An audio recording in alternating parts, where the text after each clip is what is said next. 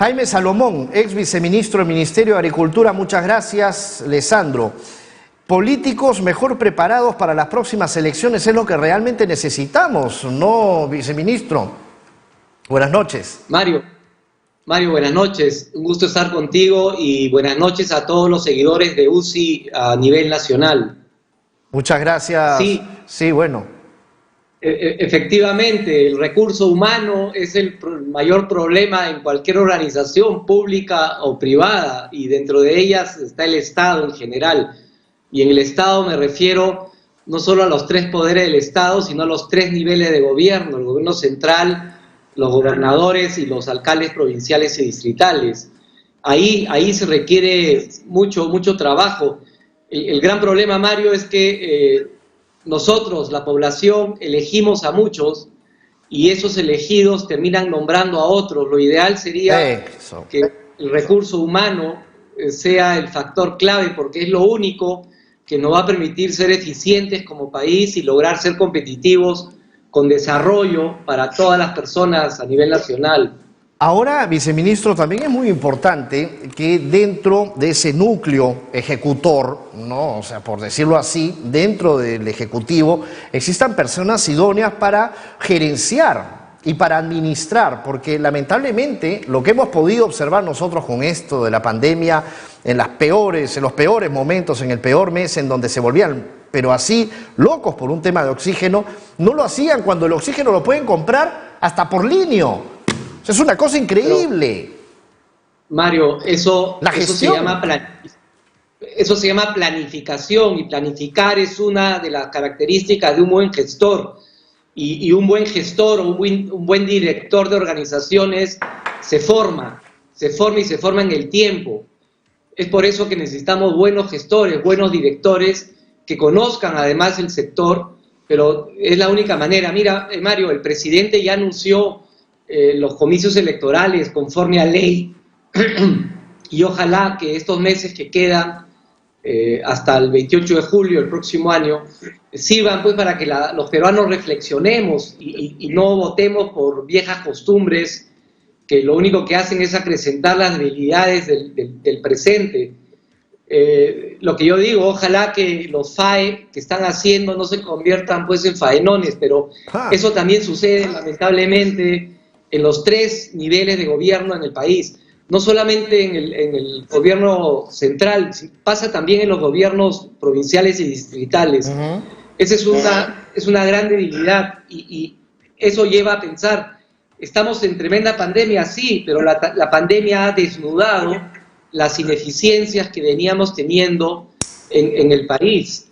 El enemigo invisible existe, pero está mal que el enemigo visible sea otro peruano. Está mal que el enemigo sea la corrupción, la desidia, que sea la burocracia, que al final sea cierto porcentaje de la clase política. Y a raíz de lo que usted comenta, ¿no, viceministro? La pregunta es acá, con tantas muertes, ¿quién va a responder? Perdón, no te copié. Con tantas muertes que han existido con el coronavirus en nuestro país, ¿quién tiene que responder por ello? Hay dos factores. El primer factor silencio es el externo. Total. Sí, acá. Hay dos factores. El primero es el externo. Es algo que ni en el Perú ni en el mundo lo esperábamos. Pero hay cierto porcentaje que yo considero pudieron haber hecho mejor, planificado de manera más rápida. Hay cosas que se han hecho muy bien y muy rápido. Las intenciones han sido buenas. Ha habido muchos millones de soles destinados a la población, pero el gran problema es que no todos han llegado al destino final, y el otro gran problema es que estamos en el día 120 del inicio de la pandemia y recién han sacado un decreto de urgencia que va a favorecer al agro, aunque estamos esperando este FAE Agro, estamos esperando que salga pues el reglamento, a ver cómo es que se va a distribuir. Aparentemente, por ejemplo, no va a llegar, pensaban ellos, a 500.000, van a llegar a 350.000, porque hay un porcentaje, 150.000, que tienen problemas hoy día con la banca, y además de esos, hay 500.000 más que no van a ser beneficiados por el FAE agrario, por estos miles de millones de soles. Es por eso, Mario, que se demanda al Estado mayor intelectualidad, se requiere además que se reduzca de una vez la grasa a nivel medio estatal, que tanto daño le viene haciendo. Se requiere dar solución a los problemas de manera planificada para despegar. Claro. En fin, y ahí quiere viene... rodear de personas competentes con un nuevo trato social. Eso, personas competentes, idóneas para cada cargo. Y definitivamente, viceministro, también, hablando de competencia y idoneidad, aparte del tema de saber cómo se llama, por quién votar, ¿no? Revisar quién es la persona que debería de ser el próximo presidente, por ejemplo, del Perú, y no dejarse llevar por las pasiones ni por la continuidad, porque muchas veces la gente va, porque mira, se le ve bien bueno, pero finalmente ese bueno no hizo nada. Miren, o sea, todo lo que hemos pasado, por ejemplo, del niño costero hasta la fecha, finalmente es más de lo mismo, no se ha hecho nada. Y si esa nueva normalidad va a significar que las empresas tengan que quebrar o cerrar, o que, por ejemplo, el agricultor se vea damnificado desde el niño costero hasta nuestra fecha, entonces, ¿de qué estamos hablando? ¿De qué sí. Mario, ahí hay dos grandes problemas. El primero es a quién elegimos los peruanos. Y dentro de eso está a quién nombran los elegidos. También. Ese es el primer problema. El segundo gran problema, que tiene más de 30 años en nuestro país, es que la gestión pública tiene un nivel medio, que yo llamo grasa, que debe ser revisado. Es este nivel medio el que muchas veces entorpece mucho los procedimientos y retrasa muchas de las cosas. Pero si tú tienes un buen gestor, un buen director de orquesta, un buen equipo a nivel provincial, distrital y gobierno central, se pueden hacer muchísimas cosas. Y eso no es descubrimiento, eso se hace en todas partes del mundo. Y me recuerda mucho una frase de Russell que decía: gran parte de las dificultades por las que pasan las personas en el mundo se debe a dos cosas. Primero, que los ignorantes están completamente seguros de lo que hacen, y que los ignorantes están llenos de duda, y en muchos casos ni siquiera quieren trabajar por su país. Así es. Nos quedamos con esas... Exacto. El gran problema, Mario, es que aparentemente mucha gente piensa que las mascarillas que estamos hoy usando cuando salimos a la calle sirve para que nos tapemos los ojos, los oídos y la boca, y mientras ellos usan la mascarilla para hablar sin fundamento. Lo que se requiere para terminar es gente competente. Necesitamos modernizar el Estado, necesitamos urgentemente políticas públicas para poder salir adelante, y también se requiere un equipo más político, más preparado para planificar las cosas. Así es correcto. Bueno, y también es importante justamente lo último que ha dicho, ¿no? Y sin duda, habemos personas libres, eso sí que podemos comentar y podemos darle una forma a la noticia diferente, ¿no? Porque estamos observando también que todo va hacia un rumbo, pero un rumbo equivocado, ¿no? Por llamarlo así. Porque acá nos está viendo, por ejemplo, una equidad en cuanto a lo que tiene que ver con el reparto de Reactiva Perú, por ejemplo, con este programa, y tampoco con Arranca. Y también lo estamos viendo equidad en cuanto a, desde un inicio de la pandemia, con el tema de los bonos, por ejemplo, ¿no? De las canastas. Entonces, bien es lo que dice el tema del gestor, la persona que está detrás, o sea, porque si bien es cierto, la persona elige, pero el que ha salido elegido, ¿de quién se rodea? Y eso es lo que... El problema que refiere de los bonos y de muchas de las iniciativas que han hecho, la gran falla es porque no tenemos un sistema nacional integrado de información. Tenemos más de 3.000 bases de datos a nivel nacional.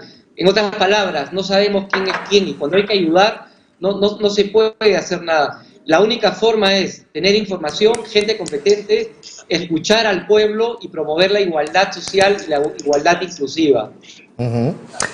En cuanto a lo que están discutiendo actualmente, viceministro, el impedimento para que las personas con antecedentes penales, con antecedentes delincuenciales, ¿no? Todo lo que se sabe, puedan pues participar en elecciones o puedan participar en la vida pública. Ahorita eso lo están viendo en Trujillo.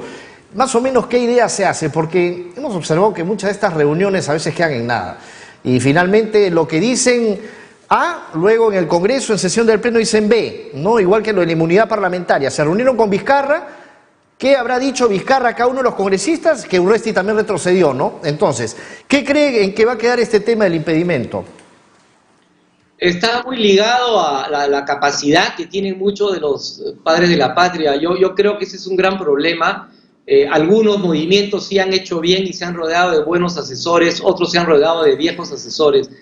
Ese tema yo creo que es fundamental, pero también es increíble que se hayan ido a Trujillo en plena pandemia a trabajar. Pero otra de las cosas que están viendo hoy, por ejemplo, es impedir que los que no pertenezcan a un partido por más de 12 meses no se puedan presentar a las elecciones internas de los partidos. ¿Eso qué significa? Primero, lo están haciendo con muchos meses, menos de un año, que es la exigencia, y eso sacaría de juego a muchísima gente. Es decir, el Congreso viene jugando su propio partido en vísperas de las elecciones que ojalá sean el próximo año.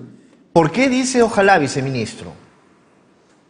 Mira, es muy raro, se apertura la economía sabiendo que se viene una tremenda segunda ola, que es lo que está pasando en otros países que tuvieron ese ejercicio de apertura.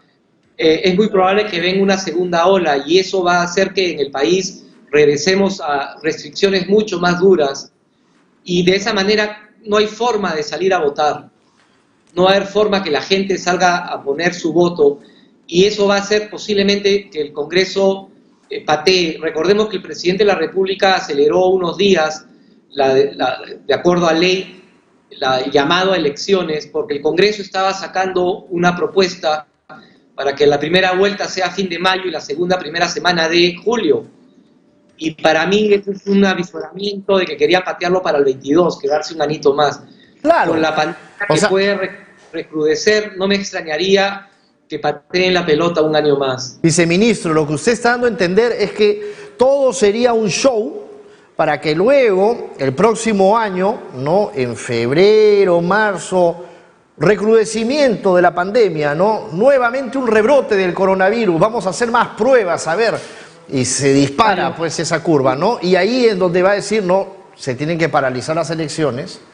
Mario, el recrudecimiento no hay que esperar hasta febrero. El recrudecimiento lo vamos a ver en el mes de agosto y vamos a tener otros 120 días más, si no es más, de inmovilización. Ese es el gran problema. O sea, la decisión esta no la van a tomar en febrero, la van a tomar entre septiembre y noviembre. Claro, de este año.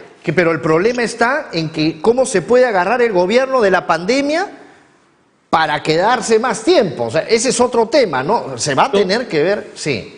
Yo no creo que sea el gobierno, yo pienso más que va a ir por el lado del legislativo.